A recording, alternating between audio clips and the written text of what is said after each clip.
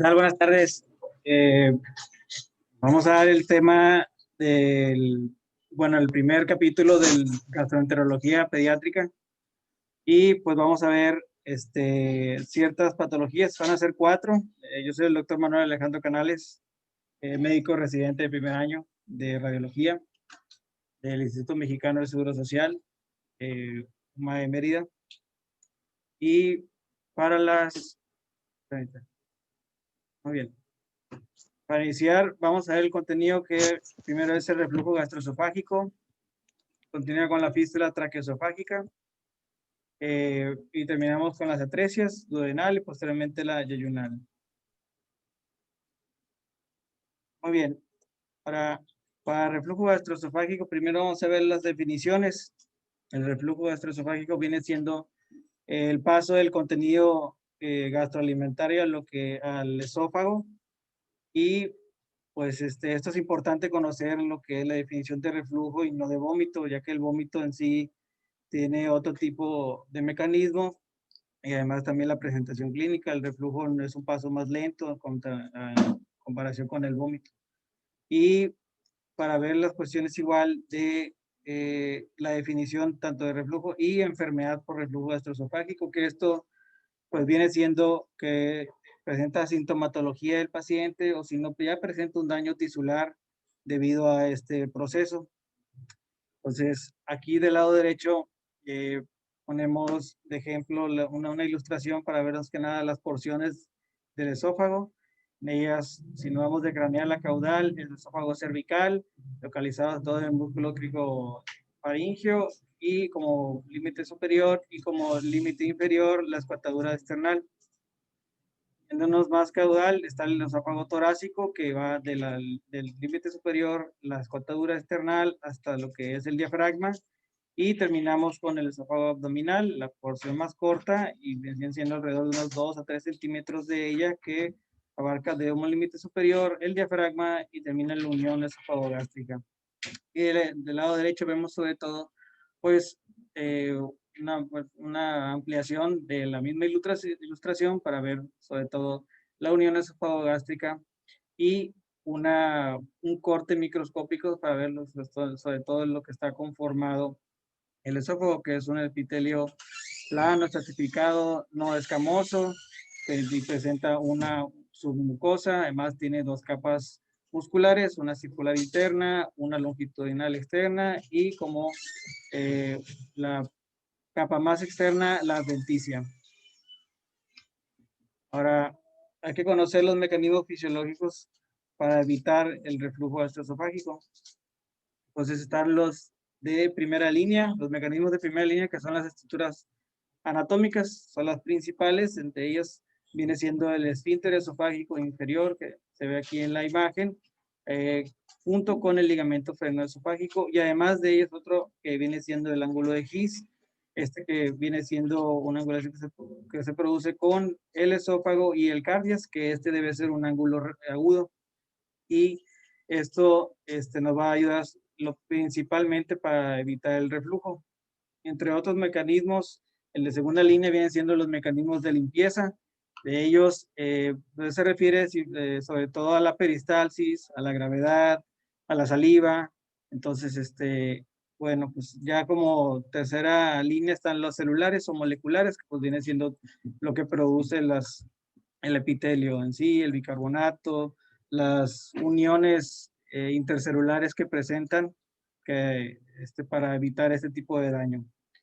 Bien, ahora para saber el reflujo gastroesofágico no viene siendo la mayoría de las veces no es por una sobreproducción del ácido gástrico, es sobre todo algún daño de una o estos 3 mecanismos que acabo de comentar, principalmente las estructuras anatómicas.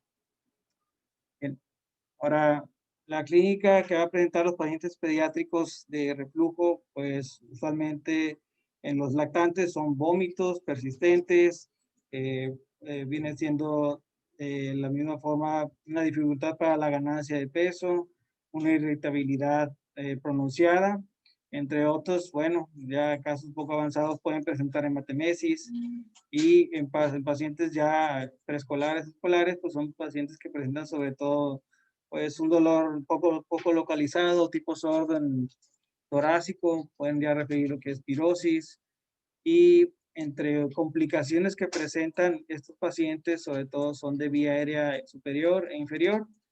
De ellos son las otitis medias agudas de repetición, el asma también está involucrado, las caries y pues igual las infecciones respiratorias inferiores de repetición. Comentan los artículos que el esófago de Barrett es muy raro en estos pacientes y pues para conocer de la historia natural, la mayoría de los casos se resuelve por al año o a los 2 años máximo y aproximadamente un 4% persiste. Y pues solo el 1% requiere tratamiento quirúrgico. El tratamiento pues simplemente son cuestiones de medicamentos, inhibidores de la bomba de protones, pues puede ser espesamiento de las papillas, etcétera.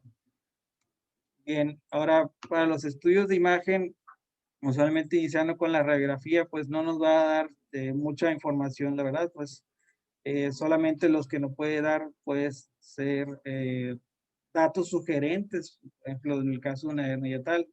Aquí en el ejemplo de la derecha, pues una radiografía de tórax en proyección anteroposterior de un paciente pediátrico en el que, pues a nivel de tejidos blandos y tejidos y estructuras óseas no presentan alteraciones. Y la tráquea se observa central, sin compresiones extrínsecas o intrínsecas.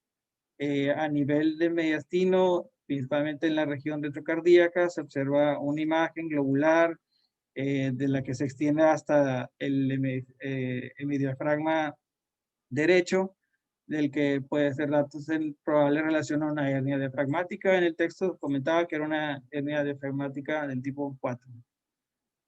Bueno, antes de ver los ejemplos de los estudios contrastados, hay que nada más conocer lo que se solicita para las series esófago-gastroduodenal. Pues de la edad, para todo el tiempo que necesita de ayuno, pues en menores de 3 meses van a necesitar un ayuno de 3 horas. De 3 meses a 5 años, 4 horas, y mayores de 5 años, 6 horas. Y la cantidad, el volumen que se le va a dar del contraste, hasta el año de edad se le dan de 60 a 120 mililitros, es decir, de 2 a 4 onzas. Al año de entre el 1 año y 3 años se le dan de 120 a 180, es decir, 4 a 6 onzas. Y entre 3 y 10 años se le da de 180 a 360 mililitros y mayores de 10 años se le da de 360 a 480 mililitros. Entonces, dependiendo de la edad de los pacientes, se le va a dar, por ejemplo, si son menores de 1 año, a estos pacientes se les da el contraste en biberón, se le puede realizar algunas punciones con aguja, puede ser con bisturí para acelerar lo que es la, la toma del contraste. En ocasiones, por los pacientes ya que son cooperadores, en ocasiones puede ser en decúbito, o si ellos prefieren que por tomarlo, pues que sea sentado y ya posteriormente se tiene que usar. Los pacientes lactantes, posteriormente a lo que es la toma del bario, se le tiene que realizar los goles para que pueda eructar. Y hay una prueba además que se llama la prueba de sifón de agua, que es posteriormente a que termina el estudio contrastado, se le va a dar agua al paciente para que en ciertos términos lave ese contraste y pueda observarse si hay reflujo o no. Y pues se le van a tomar proyecciones.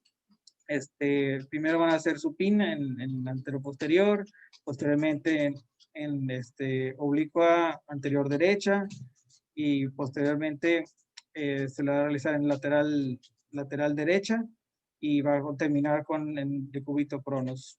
Si se trata de pacientes, si es en fluoroscopía de pacientes masculinos, se le debe dar una protección para genitales. Bien, ahora, para la clasificación, se le da sobre todo el grado para el nivel que se llega este reflujo. Entonces, bueno, el grado 1, este reflujo va a llegar hasta lo que es solamente el tercio distal. El grado 2 va a ser craneal a la carina sin llegar a la porción cervical del esófago. Grado 3 alcanza el esófago cervical. Y ya posteriormente el que es el grado 4, este flujo es tan persistente que hasta el esófago cervical que el cardio va a estar amplio y abierto. En el grado 5 va a haber una aspiración traqueal o pulmonar, y hay otro grado que es R, que viene siendo un reflujo tardío, ya que son observadas en proyecciones tardías. Bien, ahora, de estos tres ejemplos, el del lado izquierdo viene siendo una proyección AP, del que se realiza una serie gastroduodenal, de esófago gastroduodenal, el que se observa un adecuado paso con contraste oral positivo, con un adecuado paso del mismo, en el que al nivel se observaba en el esófago sin compresiones extrínsecas o intrínsecas, un adecuado paso de él, y al llegar a lo que es a nivel gástrico y en imágenes posteriores, este contraste asciende hasta lo que es la porción, hasta el tercio distal, dando el diagnóstico de un reflujo gastroesofágico grado 1. Aquí en el lado derecho, en la imagen central, es una proyección oblicua anterior derecha, del que nuevamente se le utiliza un contraste oral positivo con adecuado paso del mismo, en el que ya al momento de pasar al estómago nuevamente produce y se presenta lo que es reflujo, llegando hasta lo que es hasta el nivel de la escotadura cervical, dando la escotadura external, perdón, llegando un grado 2 de reflujo gastroesofágico. Y en la imagen aquí del lado derecho, nuevamente con contraste oral positivo, y de que él ya presenta los del esófago, no, pues no presenta compresiones intrínsecas o extrínsecas, perdón, y el reflujo llega hasta lo que es la porción del esófago cervical, dando el diagnóstico de reflujo gastroesofágico grado 3. Aquí lo importante de estos estudios es que sí, se va a ver que hay un paso retrógrado hacia el esófago, pero en sí no se sabe si es un contenido ácido, si es contenido biliar. Por eso el gol estándar viene siendo la pHmetría, pero pues, obviamente en muchos lugares no se tiene ese tipo de estudios diagnósticos. Y continuando, esto es una cuestión solamente histórica. De alrededor de los 80 dieron este tipo de signos en los pacientes, dando el signo del el elefante trompetista, en el que pues semeja a lo que es un elefante como si estuviera barritando. Entonces el cardia semeja a lo que es la cabeza del elefante, y el reflujo hacia el esófago viene siendo pues, la trompa. Ahora, esto solamente es para tener conocimiento de si nos puede ayudar para hacer el diagnóstico de reflujo gastroesofágico. Pues el ultrasonido es de cierta ayuda, pero volvemos a la cuestión de que sí se puede observar en tiempo real el paso retrógrado hacia el esófago, pero no se sabe si es un contenido ácido, biliar. Entonces no hace el diagnóstico en sí tan preciso, pero sí se observa lo que es el reflujo. Entonces, en estos dos ejemplos, pues el del lado izquierdo viene siendo un ultrasonido convexo, con transductor convexo en escala de grises, del que, bueno, para hacer este tipo de observar esta estructura, primero se va a colocar el transductor en, en longitudinal y se va a angular hacia craneal, y de aquí nos va a ayudar sobre todo el hígado como ventana acústica. Entonces, en el primer ejemplo se observa lo que es, se va a observar el esófago, y va a haber un triángulo que viene siendo, pues, en la base de este triángulo viene siendo, pues, la unión esofagogástrica. Entonces, de aquí se va a observar un paso en tiempo real hacia lo que es el esófago distal. Pero en este artículo comentan que hay se hicieron comparaciones de la longitud la longitud del esófago abdominal, que pues tenían cierta disminución, pero en sí no dan una medida precisa sobre si deben ser menos de 5 milímetros o mayor de 15, simplemente tienes reducción de esta longitud. Y aquí del lado derecho, nuevamente, es un ultrasonido en escala de grises con transductor convexo, en lo que es hacia la misma fotografía ya comentada. Y esto es solamente para ver lo que es el ángulo de His. Pues si viene siendo un ángulo obtuso también, es un dato sugerente de reflujo gastroesofágico. Como ya hemos comentado, debe ser un ángulo agudo, y si viene siendo obtuso ya puede darnos también la sospecha de reflujo gastroesofágico. ¿Cómo se toma el ángulo? Con la pared posterior esofágica y la pared anterior del cardias. De ahí se va a tomar la angulación, a ver si este es un ángulo agudo o un ángulo obtuso. Bien. Esto simplemente es solamente para conocer cómo es el estudio en sí. Pues el estudio más sensible para hacer el diagnóstico de reflujo gastroesofágico viene siendo la centellografía de reflujo gastroesofágico, una sensibilidad alrededor de un 90%. De las especificaciones, pues lo voy a decir así muy superficial, es un ayuno de 4 o 6 horas. Se deben de suspender los medicamentos, sobre todo los procinéticos, para ver si lo presenta, o si acaso pues no se suspenden, para ver si es adecuado o no el tratamiento.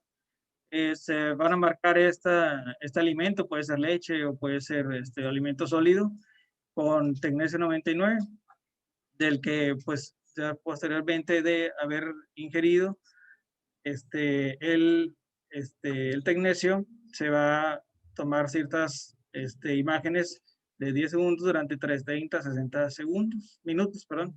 Y en ocasiones se puede hacer las mismas tomas de imágenes el día siguiente, para ver si en caso de que este paciente tuviera sintomatología respiratoria altamente sugestiva, reflujo gastroesofágico, nos puede ayudar igual, que se va a observar el material en lo que es vía aérea.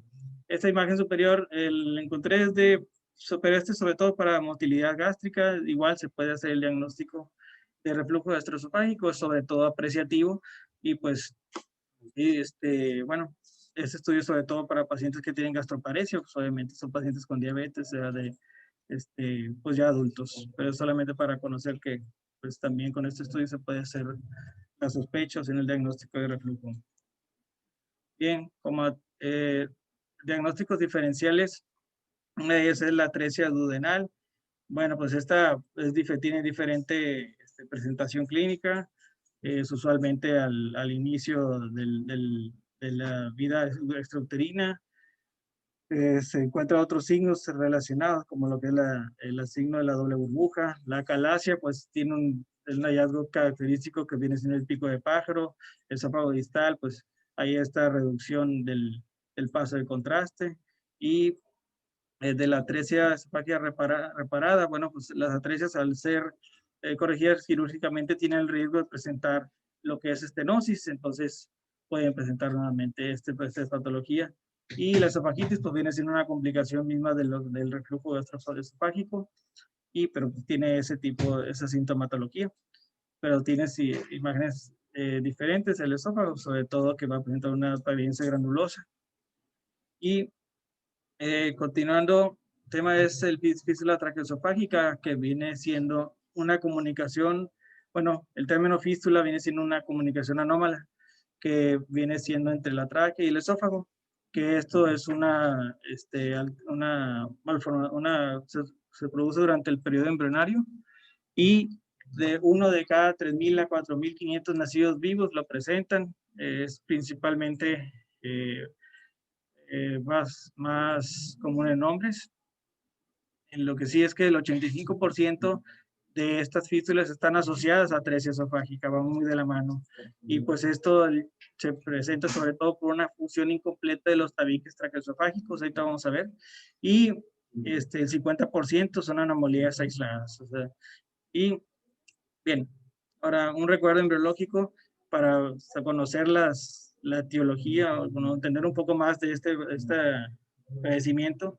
Pues de este lado es una imagen de una vista lateral izquierda de un embrión de 4 semanas, en el que primero se va a formarse el divertículo respiratorio, lo que va a formarse rostral y caudal al cuarto arco faríngeo. del que posteriormente este divertículo se va a elongar y de que posteriormente se tiene que dividir de lo que es el intestino anterior, y para eso van a formarse los pliegues traqueoesofágicos y posteriormente se van a fusionar formando el tabique traqueoesofágico, dando en sí pues ya la separación de esto. Ahora, bien, la fístula pues bien tiene ciertas asociaciones, entre el 2 y el 10% está asociado a trisomía 21 y 18, y aproximadamente el 50% de los afectados tienen ciertas asociaciones de, por ejemplo, el bacterial, que ya lo habíamos comentado en otras clases, que viene siendo pues anomalías vertebrales, costales, anorrectales, cardíacas, fístula traqueoesofágica, que lo incluye en sí estas siglas, renales y de las extremidades. Otras asociaciones viene siendo el CHARGE, que viene siendo de este lado, que viene en el coloboma, defectos cardíacos, atresia de Coanas, retraso mental, y malformaciones geniturinarias y ópticas. Y entre otras también está el síndrome de Opitz, que aquí en esta imagen es un ejemplo de ellos, que es pues ligado al cromosoma X y es una afectación de las estructuras de la línea media, pues se caracteriza de hipertelorismo, agenesia del cuerpo calloso, ano imperforado, entre otros. Y pues otro de ellos es el síndrome de Goldenhar, que le llaman el síndrome oculoauriculo vertebral, que pues viene siendo un defecto del primer y segundo arco faríngeo, pero esto es un defecto unilateral, pues esto pues ya tiene sobre todo malformaciones faciales, igual de ópticas, y va pues también incluido con las fístulas traqueoesofágicas. Bien, para su clasificación se van a conseguir, van a ser en 5 tipos, perdón. Entre ellas es la clasificación de Ladd y Gross. En ellas, la más común viene siendo la tipo C, conocida como la atresia esofágica con fístula traqueoesofágica distal. Un 80% de los casos vienen siendo de este tipo. Entre otras está la tipo A, que viene siendo la atresia esofágica que no presenta fístula. Entre ellas el 6%. La tipo H o tipo N, que es la fístula traqueoesofágica aislada, que viene siendo un 4%, que estas son un poco más difíciles de hacer el diagnóstico, porque pues en ocasiones estos pacientes pueden tener entre 1 o 2 años, tienen tener infecciones respiratorias repetitivas, y pues es un poco más insidioso. Y pues el tipo D, que viene siendo atresia esofágica con fístula proximal y distal, y la tipo B, que viene siendo una atresia esofágica con fístula proximal. Okay. Para cuáles las manifestaciones, ¿cuáles son las manifestaciones? Bueno, primero pues, puede hacerse por el periodo intrauterino. Aquí los pacientes pueden presentar lo que es polidramnios. Ya al nacimiento puede haber babeo excesivo, puede ser vómitos persistentes, puede haber cianosis peribucal, eh, eh, problemas para la ganancia de peso. Y bueno, pues para ver los hallazgos, primero vamos a ver imágenes en las cuestiones de prenatal. Desgraciadamente se presenta alrededor del o menos del 10% de los casos, y pues en el ultrasonido se va a observar sobre todo, o nos puede dar la sospecha cuando observamos un polidramnios y un estómago pequeño. Aquí pues del lado derecho en la imagen superior es un ejemplo de un ultrasonido en escala de grises con transductor convexo dirigido hacia abdomen fetal, en el que se va a observar a nivel del estómago, casi se va a observar o disminuido o casi colapsado. Y pues de la resonancia magnética se nos puede ir igual para hacer el diagnóstico que para observar una bolsa faríngea dilatada. Pues este tipo de ponderaciones viene siendo un T2 en siglas SSFP, que significa precesión libre en estado estacionario. Esto nos va a ayudar sobre todo cuando son imágenes o bueno, regiones dinámicas como cardíacas, abdomen, etcétera. En el caso de estos pacientes, pues en ella es una resonancia magnética ponderada en T2 de precesión libre en estado estacionario, del que es un plano sagital fetal en el que primero se va a encontrar una abundante cantidad de líquido amniótico y posteriormente lo que es en la región de faringe se va a ver dilatada y le llaman una bolsa faringe dilatada que nos puede dar la sospecha de una atresia o fístula traqueosofágica. Bueno, los hallazgos por esta imagen, sobre todo de radiografía, van a ser la mayoría de los diagnósticos, dependiendo del tipo de la clasificación. Entonces aquí, cuando veamos estos pacientes que, bueno, usualmente cuando los reciben el servicio de neonatología, al colocar o al tratar de dar alimento al paciente, va a haber retraso a las tomas, va a haber vómitos, y ya es cuando ellos tratan de colocar una sonda orogástrica y va a ver que no le impide el paso, se le hace la radiografía, y lo que hay que revisar sobre todo de estos pacientes, cuando veamos que tiene el diagnóstico de atresia esofágica, hay que ver el gas distal para observar si lo presentara el gas distal, va acompañado de una fístula traqueosofágica. Pues, en este ejemplo del lado izquierdo, es una radiografía de tórax de un paciente pediátrico en el que cuanto de tejidos blandos y estructuras óseas no se observan alguna alteración. En lo que es el mediastino, se observa una imagen radiopaca, lineal, en relación a una zona enteral, en el que llega a lo que es a la quinta vértebra torácica, en el que posteriormente, observando lo que es el abdomen, se observa se observa gas en el nivel gástrico y de intestino delgado. Ellos en relación a una atresia esofágica con fístula traqueosofágica. Y aquí del lado derecho, bueno, quise poner este ejemplo ya que pues bueno, no es una técnica subóptima, pero en sí es para observar ciertas asociaciones que presenta este paciente. Es una radiografía de tórax de un paciente eh, neonatal, entonces que se observa en la línea media una imagen lineal radiopaca que llega a lo que es a nivel de región cervical, impidiendo su paso, del que con relación a atresia esofágica, y en la estructura ósea se observa un defecto en lo que es en vértebras torácicas con una fusión incompleta de ellas en relación a, probable relación a hemivértebras, que viene siendo por las asociaciones de Bacter que tiene este padecimiento. Y bueno, de este ejemplo, quiero poner sobre todo, puse este esquema para observar sobre todo que es, bueno, de esta radiografía, esto lo que puede pasar en ocasiones es que si no se observara lo que es llega a cierto punto que ya no pasa la sonda, lo que se puede hacer es colocar un poco de aire y eso va a hacer que se expanda un poco lo que es el esófago y se va a observar con mejor detalle. Entonces, esta es una radiografía oblicua anterior derecha en el que a nivel de, de la línea media se observa una imagen radiopaca, lineal, en doble vías, del que presenta en sí una recurrencia en sí hacia craneal, viendo siendo un signo característico de las atresias, el signo de la lazada.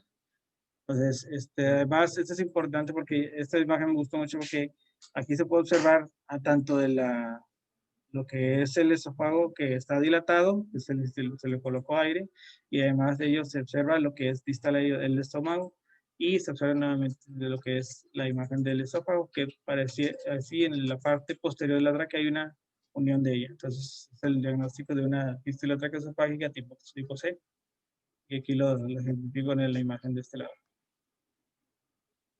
Ok, algunos otros ejemplos que presentan, pues aquí la del lado izquierdo es una radiografía de tórax y abdomen en proyección anteroposterior de un paciente pediátrico que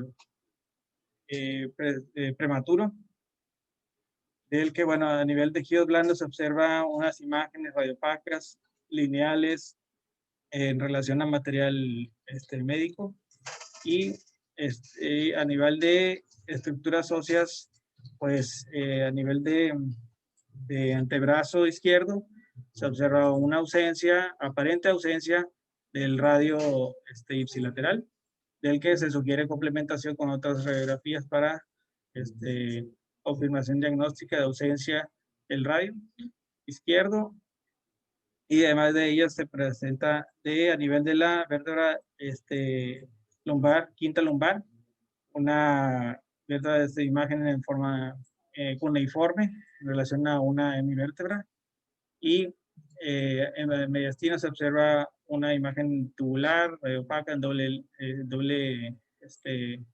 lineal, en relación a tubo endotraqueal, y adyacente a ella se observa otra imagen lineal, radiopaca, de la que en relación a una sonda orogástrica, del que se impide el paso hacia el estómago en relación a una atresia esofágica.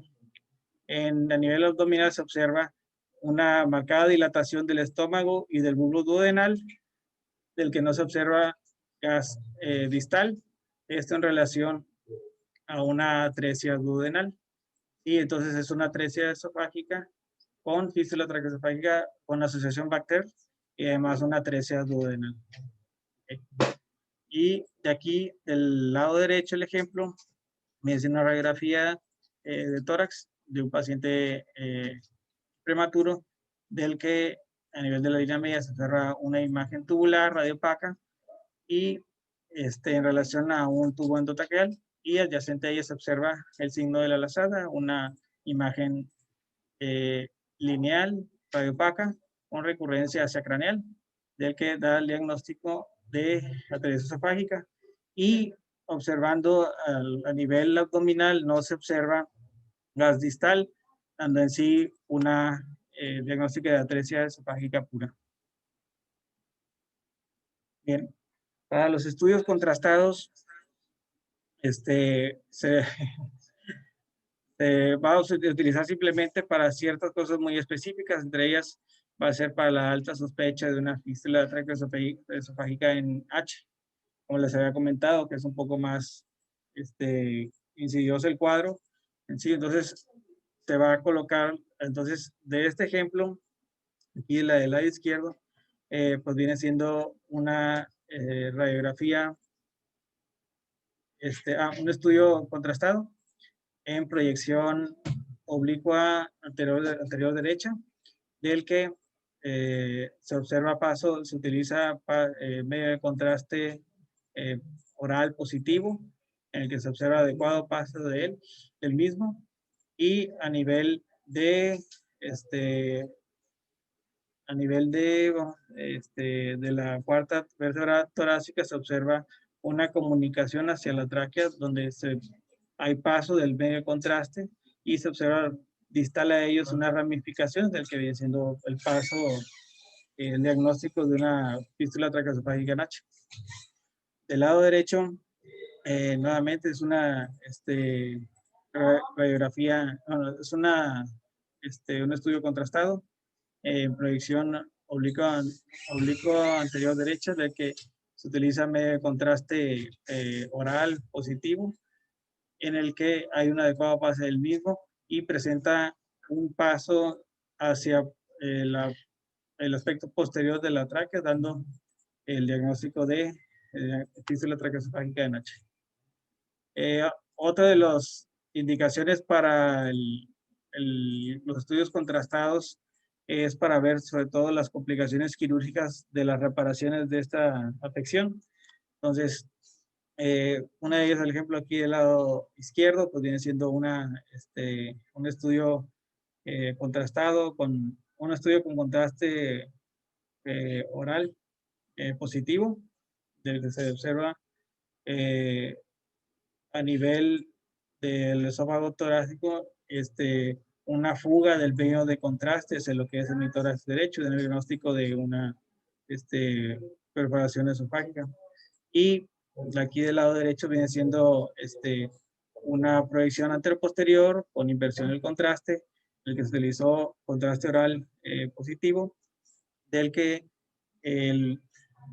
a nivel de la unión del tercio proximal y el tercio medio se observa una dilatación, pero posteriormente hay una disminución del paso y dando el diagnóstico de una estenosis, que es una complicación muy común de las correcciones quirúrgicas. Y otra de las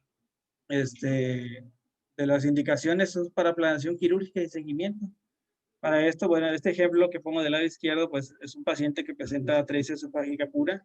Entonces, lo primero que hacen con estos pacientes es intervenirlos quirúrgicamente para colocar una sonda de gastrostomía, del que posteriormente se le va a estar dando el aporte nutricional por esta sonda y ya posteriormente se le van a hacer los estudios contrastados para ver sobre todo a qué nivel cuál es la medida de la brecha entre estas atresias, tanto la proximal y la distal.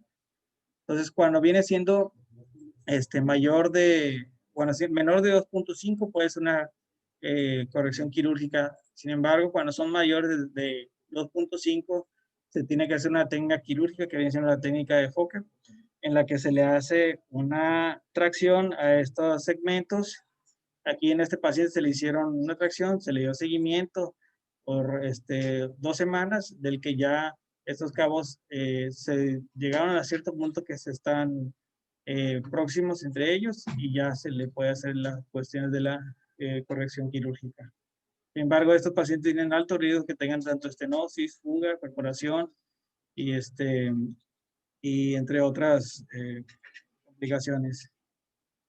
Como diagnóstico diferencial, bueno, para conocer las cuestiones diatrogénicas, como ya comentamos, las cuestiones de correcciones quirúrgicas, el reflujo gastroesofágico, que pues sí pudiera asemejar que va hacia lo que es vía aérea a vía aérea inferior, y también lo que es el cuerpo extraño bronquial, esto pues sobre todo pues viene siendo infecciones de repetición, y pues en sí pues se hace el diagnóstico sobre todo con radiografía de tórax, o si no con proyecciones adicionales.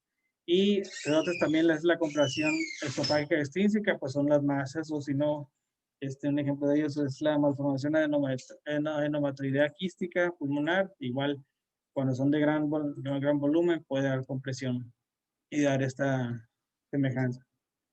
Y continuando está la atresia duodenal, que viene siendo pues en sí un espectro algo amplio de malformaciones de esta parte del intestino, que pues en ciertas, bueno, pues atresia pues significa ausencia de orificio, entonces pues no solamente es este tipo de presentación, sino también están las estenosis, la red duodenal, entre otros.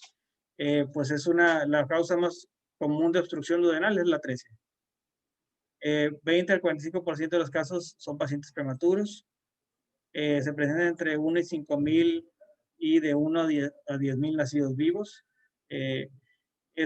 La etiología es debido a una falta de recanalización del segmento entre la 9ª y 12ª semanas. Y alrededor casi la 4ª parte son proximal a la ámpula de Vater. Esto es importante para conocer sobre todo lo del cuadro clínico. Ahorita vamos a verlo más adelante. Y lo favorable es que el tratamiento quirúrgico va a tener tasa de supervivencia mayor del 90%. Ahora, como recuerdo embriológico, pues estos pacientes, bueno, este es un ejemplo de un embrión en vista lateral izquierda, de 4 semanas, donde se va a observar que el duodeno se va a formar de la porción más caudal del intestino anterior y la porción proximal del intestino medio.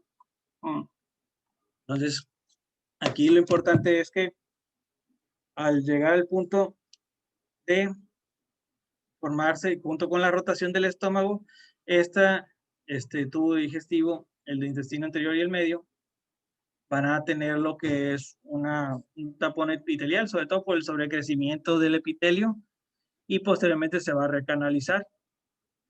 Entonces, ya al presentar a esta edad, va a tener ya posteriormente una recanalización por unas vacuolas o vacuolización, de que va a finalizar en lo que es una luz intestinal normal. Ahora, en las cuestiones patológicas, pues sí, la formación de estas vacuolas va a ser defectuosa y va a ser parcial la recanalización, va a dar una luz estrecha y va, en el caso, una estenosis. En el caso de las atresias, va a haber una ausencia de la formación de las vacuolas. Entonces, va a formarse de esta manera la atresia. Y esta presentación, pues va a tener sobre todo aquí, o sea, está la estenosis, en el caso de la estenosis es una porción que está dilatada, la porción proximal, y la porción distal viene siendo un intestino con calibre normal. Y pues en las atresias, el inconveniente es que va a tener obviamente un segmento proximal dilatado y el distal a la atresia va a tener el duodeno distal, una disminución de su tamaño. Bien, ahora la clasificación de la atresia duodenal va a ser en 3 tipos, principalmente, que es la clasificación de Lowe. La tipo 1 más común, que viene siendo lo separa de ellos una membrana. La tipo 2, que los cabos atrésicos va a estar separados, unidos por un cordón fibroso. Y el tipo 3, en sí, pues no hay ninguna comunicación ni unión entre ellos. Y entre otros, pues también la estenosis presente entre el 20 y el 25% de los casos. Y pues las asociaciones que presenta en sí, pues es el páncreas anular, la malrotación en un tercio de los casos, la enfermedad de Hirschsprung está entre 1 y el 3%, 5% de los casos de atresia duodenal están relacionados a atresia esofágica con y sin fístula traqueoesofágica, como ya vimos anteriormente. El 4% de los casos se asocian a la trisomía 21 y pues entre otros está también el síndrome de Feingold, que viene siendo pues estos pacientes tienen microcefalia, retraso mental, tienen alteraciones de las extremidades y pues de atresia duodenal, entre otras. Bien, ahora de atresia duodenal, pues de sus manifestaciones, bueno, puede haber una sospecha prenatal de ellos cuando presentan polidramios. Pero las manifestaciones clínicas ya posterior al nacimiento es sobre todo los vómitos de tipo bilioso en su mayoría y que también pueden ser no biliosos, por lo que comentamos ya que alrededor del 25% están proximales al ámpula. Entonces, es importante que no presentan distensión abdominal, ya que es un segmento intestinal, no es muy largo, entonces no es tanto porción de tubo digestivo dilatada. Y pues la estenosis pues es un cuadro más insidioso, fallas en la ganancia de peso, puede haber pancreatitis por el reflujo, aumento de la presión de este contenido del tubo digestivo que puede tener reflujo hacia lo que es los conductos y producir una pancreatitis. Y en algunos casos puede darse como una obstrucción por cuerpo extraño. Este paciente tragó una canica, una moneda y puede darse datos por obstrucción intestinal y puede ser el diagnóstico puede ser una web duodenal o una estenosis duodenal. Ahora, de hallazgos por estudio de imagen están los hallazgos prenatales. Primero, se puede observar entre el 30 y el 40%. Nuevamente, es polidramio, es el signo de la doble burbuja. En varios lugares, varios textos que traté de encontrar si había alguna edad gestacional para hacer el diagnóstico, lo vi solamente en el Fetal Medicine Foundation y solamente comenta que posterior a las 24 semanas se puede hacer ya la sospecha diagnóstica de ella. Entonces, aquí en el ejemplo del del lado izquierdo, viene siendo un ultrasonido con transductor convexo en escala de grises, dirigido hacia lo que es región toracoabdominal fetal. en el que, bueno, la imagen, el texto comentaba que pues, el paciente también además presentaba polidramnios y a nivel de abdomen se observan dos dilataciones en sí, dando el diagnóstico de, bueno, sospecha de atresia duodenal. Y aquí del lado derecho igual, nuevamente se hace este tipo de ponderaciones en T2, en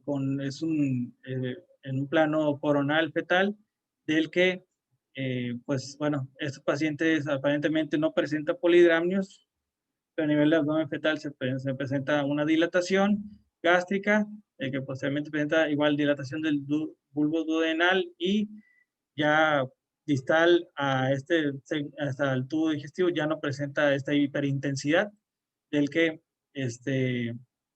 da la sospecha de atresia duodenal. Bueno, los estudios de imagen, la radiografía es diagnóstica para la atresia duodenal. El signo es el signo de la doble burbuja. Entonces, bueno, aquí, como nuevamente les comenté, hay que observar sobre todo el gas distal para ver si es atresia, puede ser una estenosis. Si hubiera ligero un poco de aire distal a esta dilatación, puede deberse o a una red duodenal o una estenosis.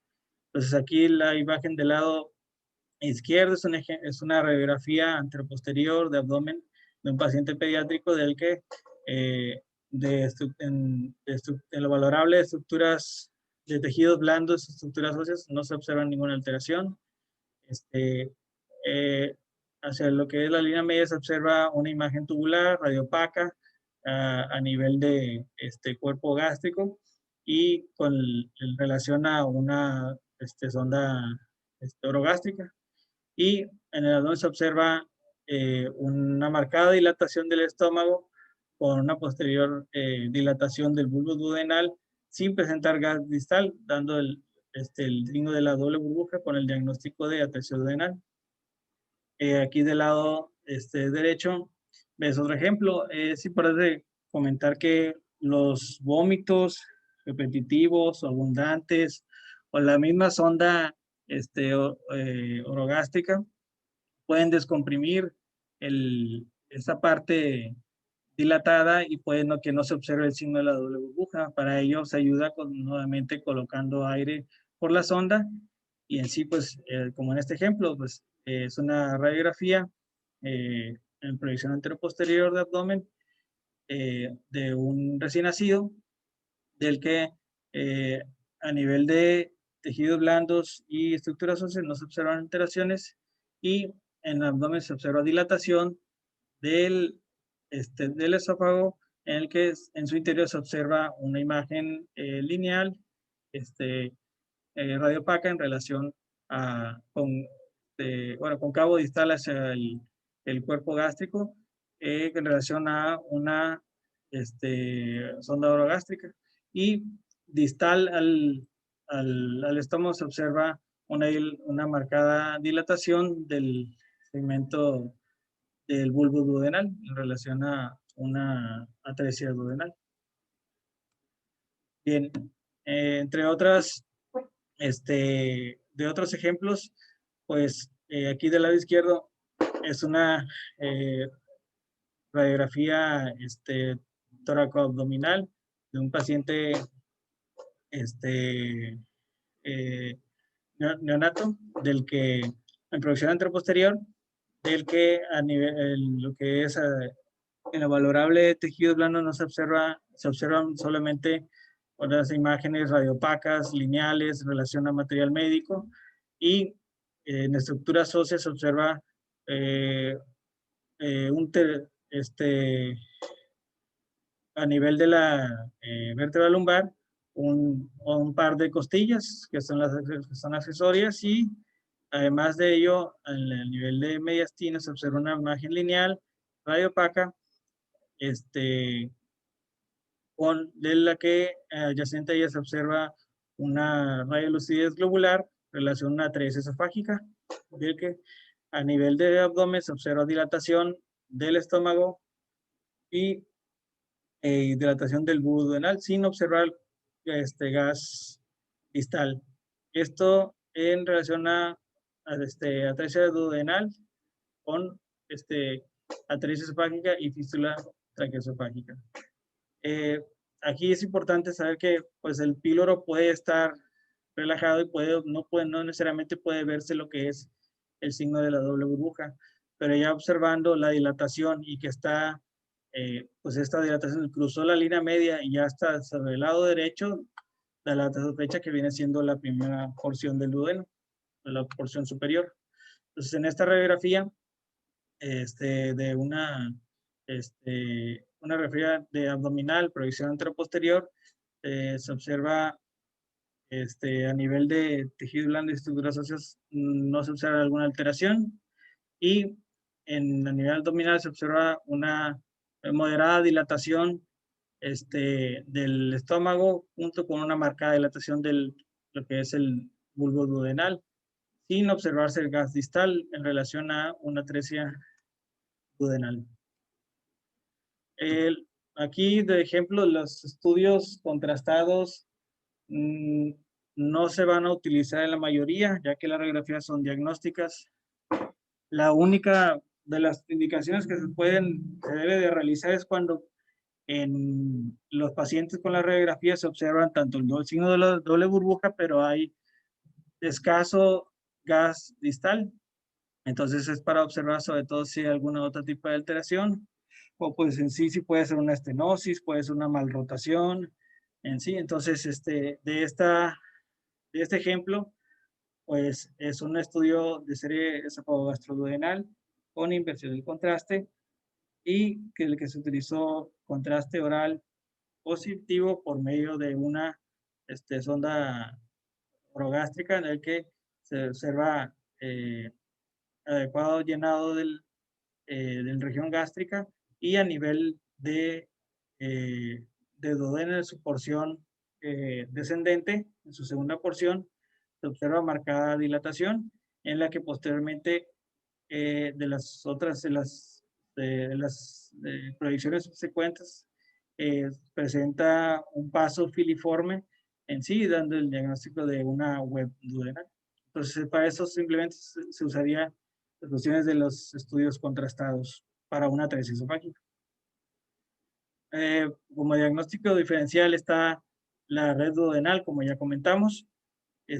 ¿Cuál es la apariencia? El páncreas anular, pues este es un cuadro más insidioso, es una presión concéntrica y extrínseca de lo que es esa porción del duodeno.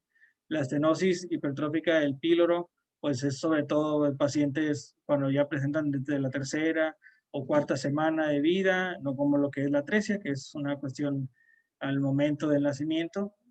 Y el vólvulo del intestino medio también es parte del diagnóstico diferencial. Aquí, pues, para ver por los vólvulos, usualmente es por mal rotación del intestino medio y pues, pues en sí, para saberlo, pues nos vamos a enfocar sobre todo en el ligamento de Treitz para ver si ya es adecuado o no lo que es la rotación intestinal, o si no, lo más característico es la forma de C que tiene el intestino, el duodeno, es la representación más clara de lo que es la rotación en el periodo embrionario.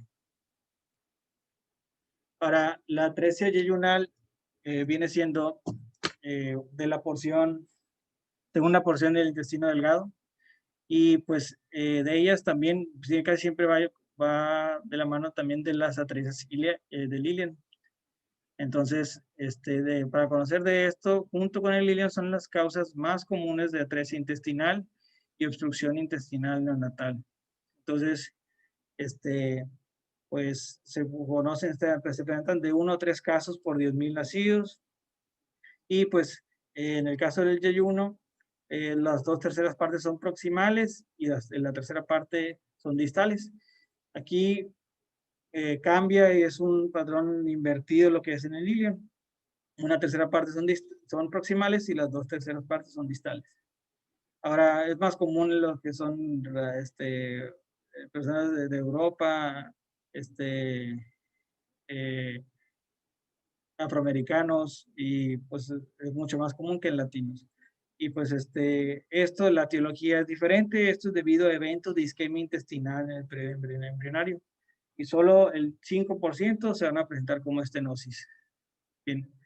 Ahora, de la atresia yeyunal hay que tener solamente recuerdo embriológico muy rápido de las cuestiones de al estar en la sexta semana, de la sexta semana a la 12ª se va a formar la rotación intestinal. Ahora, el inconveniente aquí que tiene el intestino es que en este periodo, que va a ser la rotación de 270 grados, son estructuras muy móviles, entonces pueden tener lo que es intussuscepción, pueden tener datos de vólvulo y puede tener isquemia intestinal, y esto da pues la consecuencia da apoptosis, y ya pues empieza a formarse este padecimiento. Hay otros padecimientos también que lo pueden formar, por ejemplo, la paciente que tenga antecedentes de tabaquismo, toxicomanías, el consumo de cocaína también puede formar estos eventos isquémicos, o simplemente los padecimientos intrínsecos del producto, que a veces pueden tener problemas de alteraciones de la coagulación que puede dar estos estados de isquemia intestinal. Ahora, la clasificación de Lowe, pues posteriormente unos colaboradores dieron o ampliaron este tipo de la clasificación, más que nada dando a entender las cuestiones de la etiología de este padecimiento. Entonces, el tipo 1 es parecido a esto, lo que estábamos con la atresia duodenal. Tipo 1 es una atresia con una membrana, y la tipo 2 son extremos ciegos separados por un cordón fibroso. Aquí lo importante de estos dos tipos es que se van a enfocar sobre todo la clasificación en la longitud del intestino, y además que no hay un problema con el mesenterio. Entonces, estos dos primeros tipos no hay ninguna alteración. Ahora, del tipo 3 se va a subdividir en A y B. Entonces, son los tipos más comunes. El tipo 3A, pues son extremos que están separados y el mesenterio va a estar en forma de V, y que va a tener una longitud acortada. Y pues aquí es importante ver pues, que el extremo proximal de la atresia se observa dilatada, del que puede dudarse sobre todo de la viabilidad de esta parte del órgano, y la parte distal está disminuido de calibre, sobre todo por una cuestión funcional. Ahora, el tipo 3B, pues es algo característico, ya que le llama que es deformidad en árbol de Navidad o cáscara de manzana. Otra le llaman en palo de mayo, que es uno de los que se usan en festividades europeas y que empiezan a enredar los listones. Y pues es un defecto del mesenterio muy pronunciado, y pues obviamente va a estar disminuida esta longitud. Aquí se ve este ejemplo del lado derecho, donde se va a observar que pues esta parte de la mesentérica superior tuvo un evento isquémico, y todo lo que quedó de estas arterias va a darle este enroscamiento a esta parte del distal de la atresia. Bien. Ahora, la tipo 4 es, es una combinación de las atresias de las tipo 1, 2 y 3A. Entonces, este obviamente está mucho más involucrado y disminuido la longitud del intestino, y además está relacionado mucho más a lo que es síndrome de intestino corto. Y le llaman igual apariencia en ristra de salchichas. Bien. Ahora, hay que tener en cuenta que la atresia yeyunal está más relacionado a malformaciones y tiene mayor número de atresias. En caso contrario con las atresias ileales. Esas, sobre todo, no tienen tantas malformaciones y usualmente son únicas. Y pues las lesiones van a estar del 10 al 50%, del 0.5 al 3% están asociadas a síndrome de Down, a gastrosquisis. Pacientes que tienen gastrosquisis tienen alto riesgo de presenten atresias yeyunales o ileales. Y además está relacionado a hilio meconial, con un 10%. Hay un trastorno autosómico recesivo del que está relacionado con múltiples o que están relacionadas con las atresias de tipo 3B. Y entre otras también, pues está la malrotación intestinal. Ahora de manifestaciones clínicas, pues en sí, bueno, ahora sí los pacientes van a presentar distensión abdominal porque ya el segmento de atrésico es mucho más, bueno, el segmento proximal a la atresia es mucho más largo y puede darse esta presentación. Ellos pues vienen siendo pues los vómitos, que también pueden ser tan biliosos. Los pacientes también presentan ictericia, esto es importante ya que se aumenta, sobre todo en las atresias yeyunales, presentan aumento de la circulación enterohepática de las bilirrubinas, por eso pueden presentarse este, este signo. Y usualmente, bueno, los pacientes que tienen la atresia yeyunal tipo 3B, o es decir, en cáscara de manzana, árbol de Navidad, etcétera, son pacientes que van a ser prematuros y de bajo peso al nacer. Y pues alguna de las presentaciones de la atresia yeyunal, pues es en sí el polidramnios en algunos pacientes, sobre todo los pacientes que tienen atresias yeyunales proximales, ya que el líquido amniótico se absorbe a este nivel. Ya los que son atresias ileales o yeyunales distales, puede que no lo presente polidramnios, ya que ya ahí sí se puede presentar la absorción del líquido. Okay. Ahora, como diagnóstico o hallazgos en estudios prenatales, como les comenté, el polidramnio es que puede o no presentarse, y pues sobre todo son las haces intestinales dilatadas. Entonces, en estos dos ejemplos, del lado izquierdo es de un mismo paciente los dos, y son varias imágenes de un ultrasonido en escala de grises con transductor convexo, dirigido a lo que es en abdomen fetal. Entre los hallazgos presentó polidramnios, y a este nivel presentan numerosas haces intestinales dilatadas, dando la sospecha diagnóstica de atresia yeyunal. Otro tipo de hallazgos que podemos tener, pues en la resonancia magnética nuevamente, es una resonancia magnética ponderada en T2, del que va dirigido es un plano coronal fetal, del que se va a observar tanto el estómago y partes de intestino delgado dilatadas de contenido hiperintenso en relación a una atresia yeyunal. Aquí del lado derecho, simplemente como un ejemplo, este paciente no tenía una alteración, pero solamente que está ponderada en T1, en el plano coronal fetal, y el meconio se va a observar hiperintenso, y esto también nos va a ayudar también para las cuestiones de sospecha de atresia colónica en sí. Entonces, bien. Los hallazgos por estudio de imagen, bueno, pues por radiografía es característico de la yeyunal, está el signo de la triple burbuja en sí. Entonces, son los segmentos del intestino que están dilatados.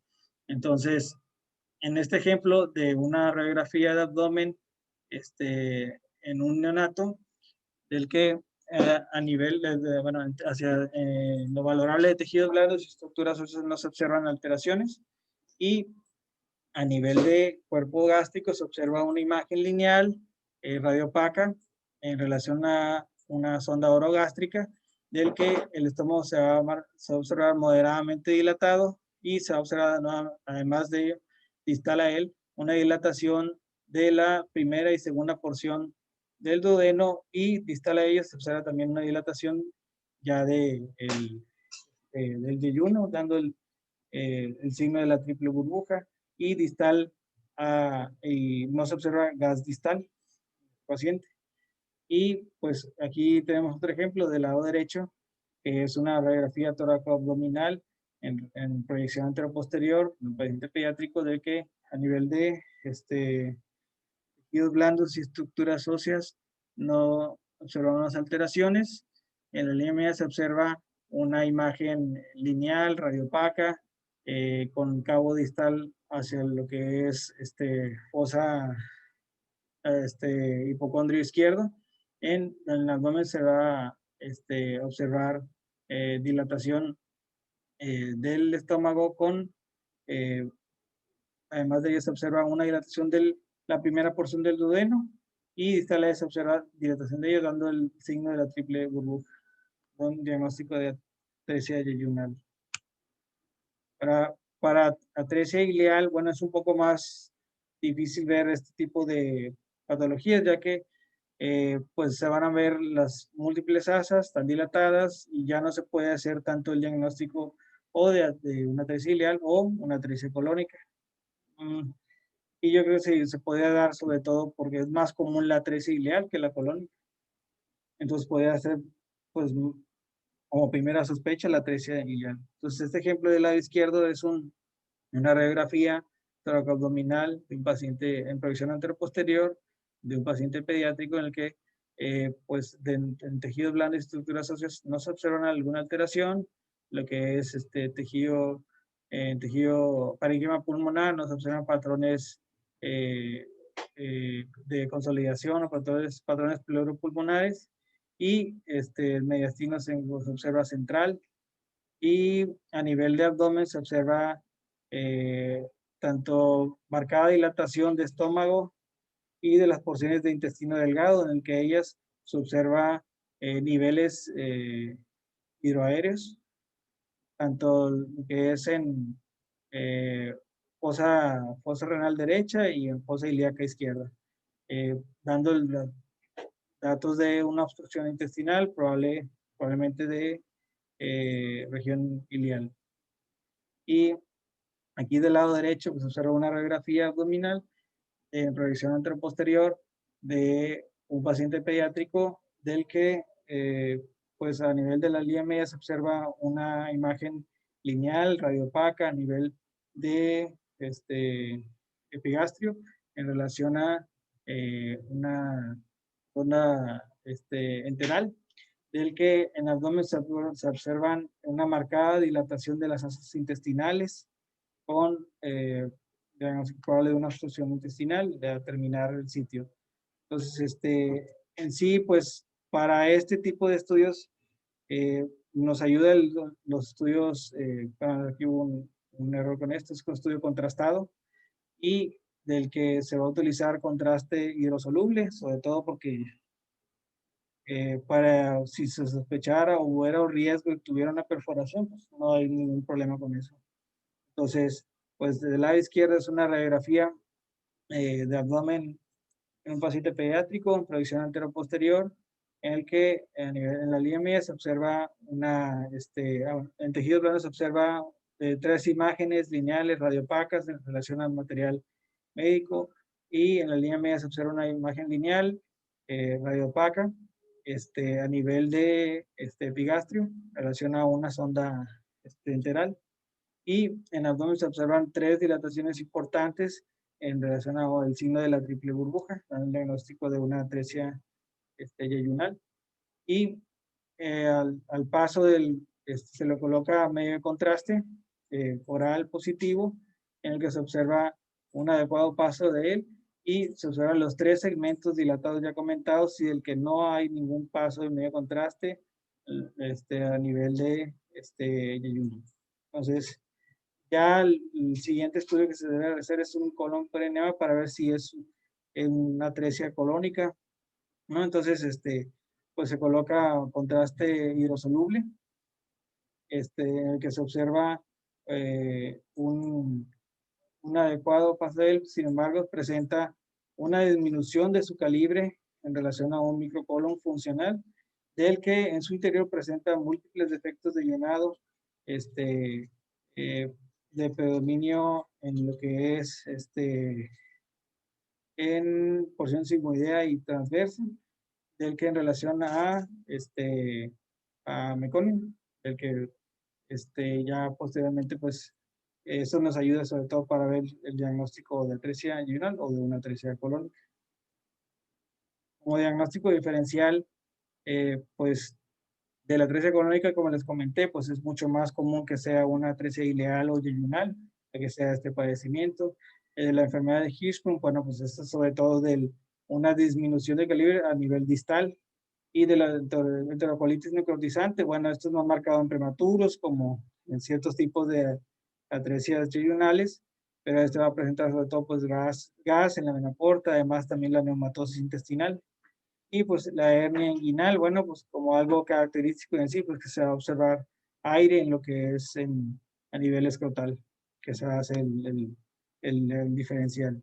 Y pues, en parte es todo. De hecho, para mis compañeros, este libro me pareció bien para las cuestiones de tanto los estudios y la teoría. Entonces, si acaso les interesa, se los puedo pasar y pues cualquier comentario se los agradezco y pues, gracias por darme la oportunidad de dar este tema. Estuvo muy bien, la verdad.